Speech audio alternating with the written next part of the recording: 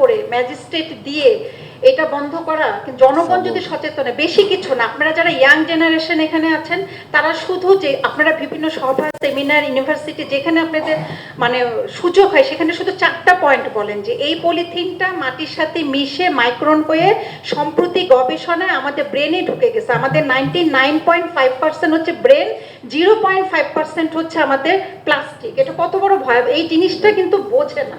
এখন আমি আপনি এই যে বন্ধ করার পরে আমরা কতজন বাজারের ব্যাগ নিয়ে বাজারে যাই, আমরা জানার পরেও কিন্তু যাই না। আমরা মনে করি যে একটা পলিথিনে ধরায় দেবে নিয়ে আসবো। সম্প্রতি মায়ের বুকের দুধে হচ্ছে যা মাইক্রন পাওয়া গিয়েছে। তার পাশাপাশি হচ্ছে ইলিশ মাছ আমরা কে না খাই, ইলিশ মাছে মাইক্রন পাওয়া গেছে। এই যে ভয়াবহতাটা, এইটা যদি শুধুমাত্র আমরা প্রত্যেকে আমাদের প্রত্যেক লেভেল থেকে একটু অ্যাওয়ারনেসের মতো করি তাহলে এটা আরো বেশি ফ্রুটফুল হবে। এবং এটা আমরা শুরু করেছি নতুন বাংলাদেশকে। আপনারা আগামী 30 বছর যারা ইয়াং জেনারেশন 30 থেকে 40 বছর নেতৃত্ব দিবেন আপনারাই। আমরা বিভিন্ন সময় পলিসি লেভেলে আজকে আছে কালকে নাই, কিন্তু এই পলিথিনের বিরুদ্ধে এবং সচিবালয়কে অলরেডি সিঙ্গেল ইউজ প্লাস্টিক ঘোষণা করা হয়েছে এবং আমরা টিম করে করে স্যার 5টা গেটে এমন করে দাঁড়িয়ে থাকার পরে আজকে পলিথিনটা গেট থেকে রেখে দিলাম। একদিন স্যার গ্যাপ দিলে পরের দিন সচেতন পাবলিকে যারা সচিবালয়ে আসে আমি ধরে নেব তারা হচ্ছে সচেতনতার একদম প্রথম শ্রেণী দিচ্ছে, তারা আবার পলিথিনটা নিয়ে স্যার ঢুকে। এখন আমি যদি নিজে সচেতন না হই স্যার কোনো আইন কোনো কিছু করে এটা বন্ধ করা যাবে না স্যার।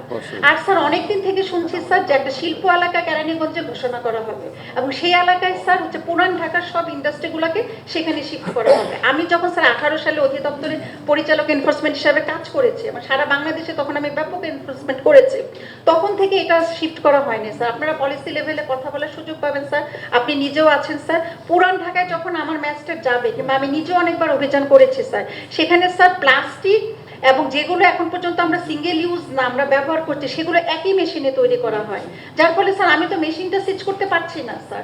এবং এত সরু সরু ঘর বাড়ির ভিতরে ছোট ছোট জিনিসে এই এলাকাটা পুরাটা ভেঙে যদি এটাকে ট্রান্সফার করে শিল্প এলাকা অন্য জায়গায় নিয়ে যাওয়া হয় তাহলেও স্যার অনেকগুলো এনফোর্সমেন্ট করলে স্যার সম্ভব। এবং এখানে অনেকগুলো বিষয় আছে।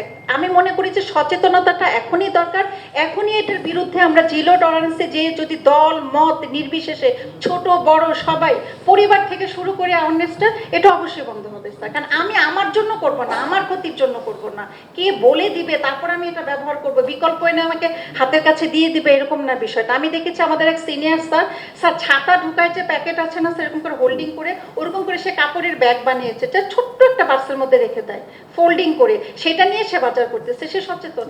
এটা তো আমরা ইজিলি করতে পারি। আমার বিশ্বাস আজকের এই মানে সভার পরে আপনারা যারা ইয়ুথ জেনারেশন এখানে আছেন আপনারা ব্যাপকভাবে এই জনসচেতনমূলক কাজে অংশগ্রহণ করে আমাদের কাজটাকে সহজ করে দিবেন।